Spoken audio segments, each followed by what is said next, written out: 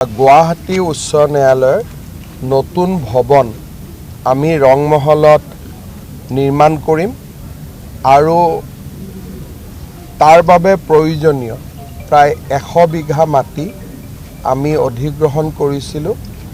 আজি মাটিৰ মালিকসকলক আমি বা যিসকল মাটিৰ গৰাকী তেওঁলোকক আজি আমি মাটিৰ মূল্য আনুষ্ঠানিকভাৱে হস্তান্তৰ কৰোঁ আৰু মাটিৰ মূল্য হস্তান্তৰ কৰাৰ লগে লগে জুডিচিয়েল টাউনশ্বিপৰ মাটি চৰকাৰীকৰণ কৰা হ'ল বা চৰকাৰৰ হ'ল।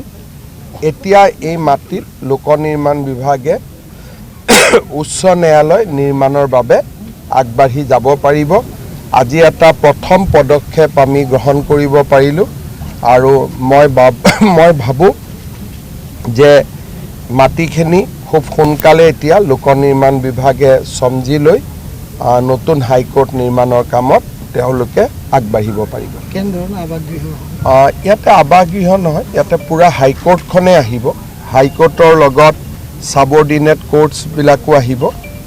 এটা জুডিচিয়েল টাউনশ্বিপ ধৰণৰ প্লেনিং কৰা হৈছে, যিটো ইয়াৰ আৰ্কিটেকচাৰেল ড্ৰয়িং বা প্লেনিং এতিয়াও হাইকোৰ্টে বিবেচনা কৰি আছে। হয়তো তেওঁলোকে আৰু এমাহমান সময় ল'ব, তাৰ পিছতে আমি টেণ্ডাৰ কল কৰিম।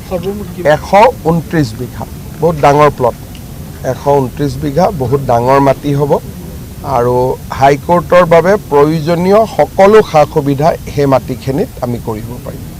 আৰু মোৰ মতেদি ইমান ডাঙৰ মাটিত ভাৰতত কোনো জেগাতে হাইকোৰ্ট নাই। এইটো অসমৰ বাবে এটা সম্পূৰ্ণ নতুন আৰু সুন্দৰ প্ৰকল্প হ'ব। সাধাৰণতে টেণ্ডাৰ আদি প্ৰক্ৰিয়াত 2-3 মাহ লাগে। এই বছৰৰ শেষৰ ফালে মোৰ টাৰ্গেট আছিলে যে এই বছৰত আমি কামটো আৰম্ভ কৰিব লাগে আৰু এই বছৰত আৰম্ভ হৈ যাব।